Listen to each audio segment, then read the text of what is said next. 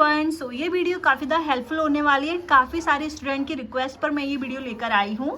देखिए, इसमें मैं काफ़ी कुछ बताने वाली हूँ और हमारा जो आरआरबी एनटीपीसी का एग्ज़ाम है उसके लिए हमारे पास 1 मंथ ही है। मार्च का मंथ है और अप्रैल में मे बी लास्ट वीक या फर्स्ट वीक में कभी भी एग्ज़ाम स्टार्ट हो सकता है, तो समय काफ़ी कम है।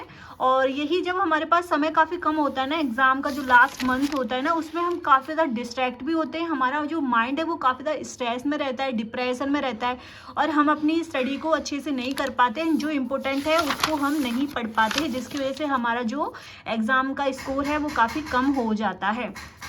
तो ये वीडियो काफ़ी ज़्यादा हेल्पफुल होने वाली है, इसको एंड तक देखना है। काफ़ी मेहनत की है मैंने इसको बनाने में। देखिए, सबसे पहले मैं एग्ज़ाम के पैटर्न की बात कर लेती हूँ। इसमें आपको 100 क्वेश्चंस देखने को मिलेंगे और ड्यूरेशन 90 मिनट्स दी जाएगी। नेगेटिव मार्किंग 1/3 की रहेगी। तो आपको इन चीज़ों का भी ध्यान देना है कि आपका जो टाइम मैनेजमेंट है वो काफ़ी अच्छा होना चाहिए और 90 मिनट्स में आपको 100 क्वेश्चन भी अटेम्प्ट करने हैं। तो टाइम का काफ़ी इशू है, उसको भी मैनेज करना आना चाहिए। एंड 1/3 की नेगेटिव मार्किंग है। तुक्के नहीं लगाने हैं, तुक्के लगाने से आपको बचना है, क्योंकि 3 क्वेश्चन गलत करोगे तो 1 जो मार्क्स है आपका कट कर लिया जाएगा। और सब्जेक्ट वाइज मार्क्स डिस्ट्रीब्यूशन की बात करें तो इसमें आपका मैथमेटिक्स से 30 क्वेश्चन रहेंगे, हाई वेटेज है इसका, 30 मार्क्स के रहेंगे। जीके जीएस की बात करें तो 40 क्वेश्चन 40 मार्क्स के, रीजनिंग के 30 क्वेश्चन 30 मार्क्स के रहेंगे। तो हाई वेटेज की बात करें, वैसे मैथमेटिक्स एंड रीजनिंग में आप ज़्यादा से ज़्यादा मार्क्स लेके आ सकते हो। एंड जीके जीएस उसके बाद थर्ड प्रायोरिटी आपकी जीके जीएस रहनी चाहिए। एंड सेफ स्कोर की बात करें तो आपका 85+ होना चाहिए, तब उसको सेफ स्कोर में माना जाएगा।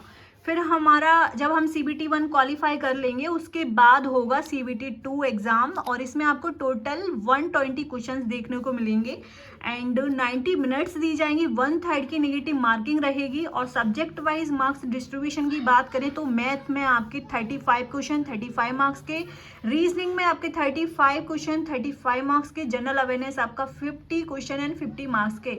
सो वैसे देखा जाए हाई वेटेज है 50 मार्क्स का जनरल अवेयरनेस, लेकिन जनरल अवेयरनेस में सिर्फ एक सब्जेक्ट नहीं आता है, काफ़ी सारे सब्जेक्ट आते हैं। तो इसी तरीके से मैंने मैथ का पूरा कंप्लीट शेड्यूल बनाया कि आपको कैसे पढ़ना है। तो कुछ टिप्स के बारे में मैं आपको बताऊंगी। सबसे पहले तो आपको क्या करना है, जो की स्ट्रेटेजी फॉर सक्सेस के लिए जो की स्ट्रेटेजी है वो बताने वाली हूँ। आपको हाई वेटेज वाले जो टॉपिक्स हैं उन पर ज़्यादा फोकस करना है। जो हाई वेटेज वाले हैं, मैथ्स में देखो कि मैथ्स के कौन से चैप्टर्स हैं जिसमें सबसे ज़्यादा क्वेश्चंस हैं जो पूछे गए हैं प्रीवियस ईयर क्वेश्चन से। तो आपको क्या करना है, हाई वेटेज वाले टॉपिक्स पे आप रेड टिक करो। उनको ही आप बार बार उनके क्वेश्चंस को प्रैक्टिस करना है। हर आप सब्जेक्ट की देख सकते हो, मैथ, रीजनिंग, जीके जीएस में जो वेटेज वाले टॉपिक्स हैं उनको प्रायोरिटी ज़्यादा देनी है।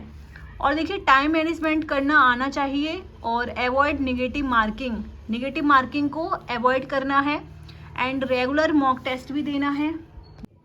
अब गाइज हम बात करने वाले हैं कि लास्ट मंथ में आपको कैसे प्रिपरेशन करनी है। सबसे पहले तो आपको उन टॉपिक्स पे ज़्यादा ध्यान देना है जो कि हाई वेटेज वाले हैं। अगर आप रिपीटर्स हैं, आपका सिलेबस कंप्लीट हो गया है, तो जैसे कि हम मैथ्स की बात करें तो जो मैथ्स में हाई वेटेज वाला सिलेबस है, number system, decimal, fraction, simplification, LCM SCF, ratio and proportion, percentage, profit and loss, discount and mixture and allegation, CI SI, time and work, time distance and speed, trend, boot and stay, mensuration, geometry, ये chapters तो आपको करने ही है। DI से भी आप देखोगे तो 1 से 2 क्वेश्चन DI से पूछा जाता है और वो कंफर्म है कि पूछा ही जाएगा। तो ये जो मोस्ट इम्पोर्टेंट चैप्टर्स हैं, इनको आपको, अगर आपका सिलेबस कंप्लीट हो गया, अगर नहीं हुआ है तो आपको क्या करना है, कोई मैराथन क्लास देख लेनी है। मैराथन क्लास की मैं लिंक डाल दूंगी टेलीग्राम ग्रुप पर, तो आप टेलीग्राम ग्रुप ज्वाइन कर लेना, वहाँ पे आपको लिंक भी मिल जाएगी। साथ में मैं इसकी भी PDF डाल दूंगी और वहाँ पे मैंने कंप्लीट सिलेबस की भी PDF डाली है टॉपिक वाइज, तो वो भी आप डाउनलोड कर देख सकते हो। सो ये आपको टॉपिक जरूर करने हैं। हर टॉपिक के आपको 100 से लेकर 200 तक क्वेश्चन सॉल्व करने हैं हर टॉपिक के। अगर आपका सिलेबस भी कंप्लीट हो गया, नहीं भी हुआ है, तो भी आपको करना है।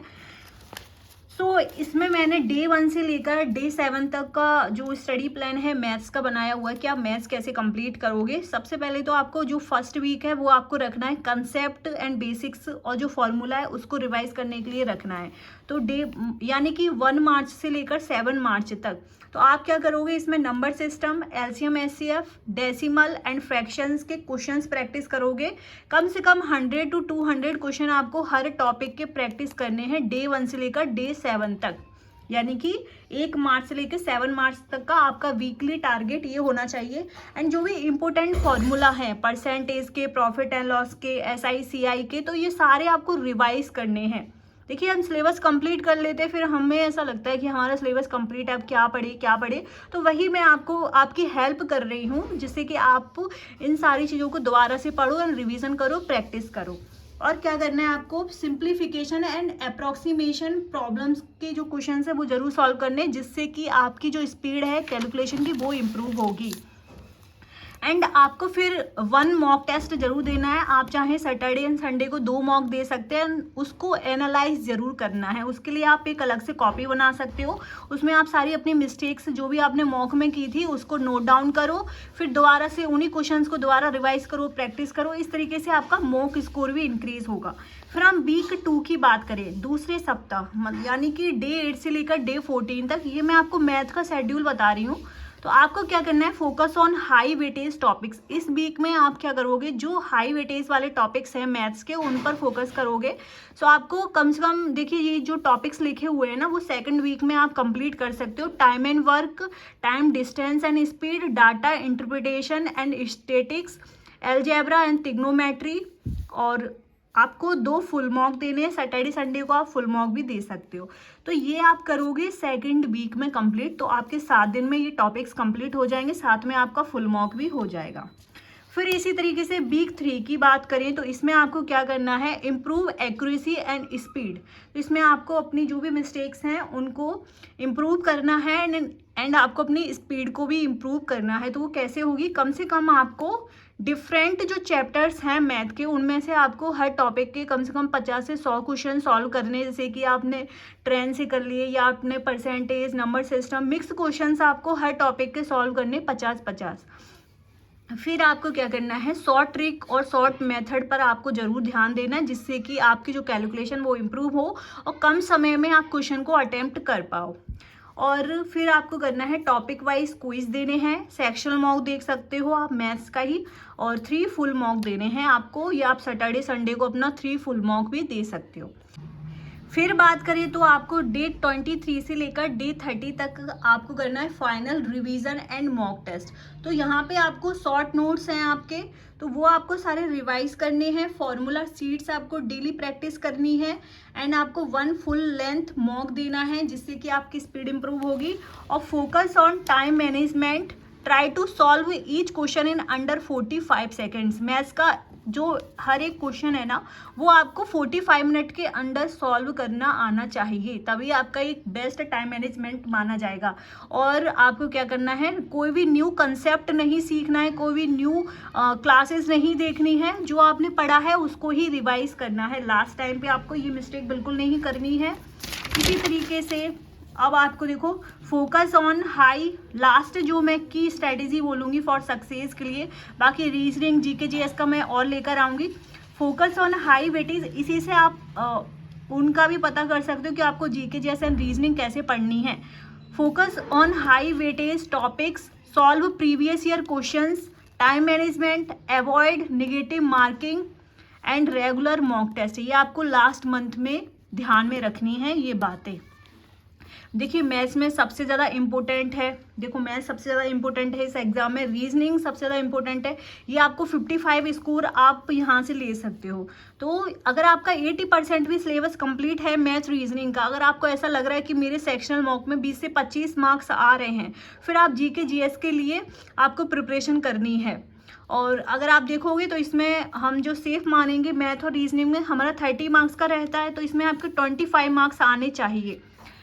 और जनरल अवेयरनेस की बात करें तो जब आपका 80% आपको लग रहा है कि आप मैथ रीजनिंग आपका 80% कंप्लीट है, अच्छा स्कोर भी आ रहा है, तो फिर आप जनरल अवेयरनेस पे ज़्यादा से ज़्यादा टाइम दो। और इस पे आपको 40 मार्क्स चाहिए और फिर आपका CVT 2 में 50 मार्क्स का रहेगा।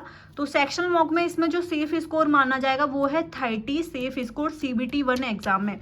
फुल मॉक में अगर आपके 85 प्लस हैं तो आपका वो सेफ स्कोर है, और वो सेफ स्कोर ऐसे आएगा कि आप 55 स्कोर यहाँ से कर लोगे एंड 30 स्कोर आपको यहाँ से करना है जनरल अवेयरनेस से, तो फिर आपका 85 हो जाएगा। तो आपके लिए एग्जाम के लिए सेफ स्कोर होगा। और देखिए बिल्कुल भी डिफरेंट बुक से बिल्कुल नहीं पढ़ना है, आप सिर्फ 4 बुक रखो, प्रीवियस ईयर क्वेश्चंस की रख लो या मैथ्स के आपके जो ऑलरेडी नोट्स हैं उनको मल्टीपल टाइम्स रिवाइज करो। एक बुक को 4 बार पढ़ो, एक ही बुक को 10 बार पढ़ो। जैसे कि आपके पास लूसेंट की बुक है या फिर आपके पास 1 लाइनर जीके नोट्स की बुक है, तो आपको क्या करना है, लूसेंट की जो बुक है ना उसको 7 से 8 बार पढ़ना है। 7 से 8 बार आप रिवाइज करो, उसमें हिस्ट्री भी पढ़ लो, पॉलिटी भी पढ़ लो। क्वेश्चन कहीं से नहीं आते, क्वेश्चन वहीं से आते हैं।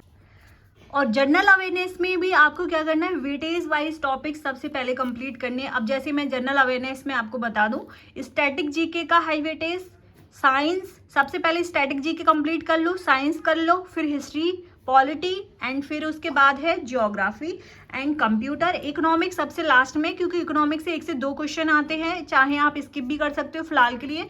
हिस्ट्री में भी आपको एंशिएंट एंड मॉडर्न इंडिया पे ज़्यादा ध्यान देना है, मिडीवल आप बाद में भी कर सकते हो।